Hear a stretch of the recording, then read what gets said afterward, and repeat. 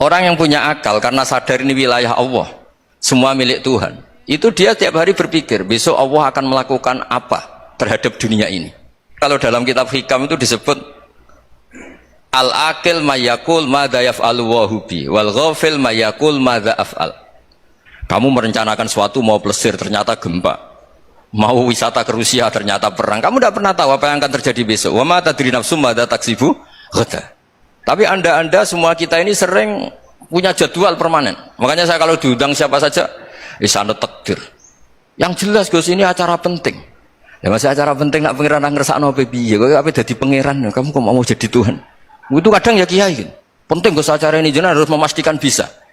Loh kamu itu yang ngajarin tauhid, sesuatu itu biadillah kok bilang-bilang apa pasti. Kalau maksa terus tak tobatkan loh kamu kata saya itu. Ya kalau gitu Gus bilang insya Allah. Wah itu hati saya, fisik saya, roh saya sudah bilang insya Allah. Tidak usah kamu latih kata saya. Nah hal-hal tauhid keseharian itu gampang sebetulnya. Wal ghafil yaqulu madza af'al. Tapi orang yang lupa Allah dia setiap hari bilang besok apa? Kita bisa melakukan apa? Seakan-akan dia itu aktor, dia penting, dia subjek permanen, dia. Padahal kita ini hanya objek kehendak Allah Subhanahu wa taala. Karena kita yakin sesuatu yang terjadi di alam raya ini kita tidak bisa apa-apa. Makanya saya sering ngaji, sering bilang saya, ketika Anda mensifati Allah, dia yang menghidupkan. Sudah itu tanamkan, sehingga ketika kita mati, santai saja.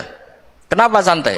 Allah punya cara menghidupkan kita. Zaman kita hidup juga gak tahu caranya ngelola jantung, ngelola paru-paru. Kamu juga gak tahu ngelola oksigen yang tidak beracun, tidak ngandung polusi. Tahu-tahu hidup.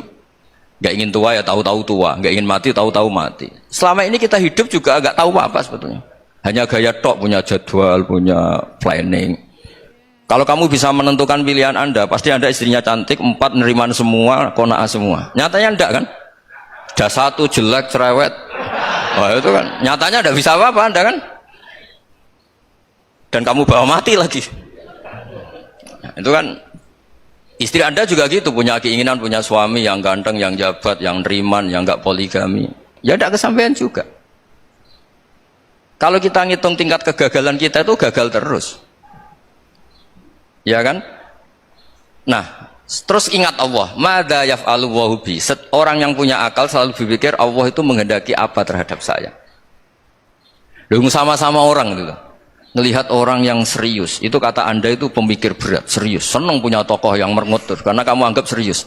Tapi sebagian orang anggap orang yang serius itu wong merengut, wong masam, wong muka kok ditekuk. Jadi sama itu hati ya muqallibal qulub tsabbit qalbi ala dini, karena kita enggak tahu cara berpikir kita tentang orang lain, tentang sekeliling kita. Misalnya kita orang baik yang jenis ngrumat fakir miskin. Ada orang bangun masjid mewah itu janggal.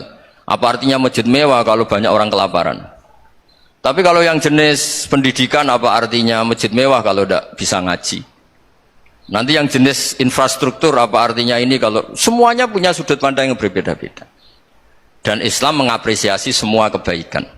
Tapi katakan semua kebaikan itu adalah kehendak Allah Subhanahu wa taala. Karena apapun baik Anda itu pakai fasilitas yang diberikan oleh Allah Subhanahu wa taala. Sehingga ini yang disebut qulillah tsumma darhum fi khawdihim yal'abun.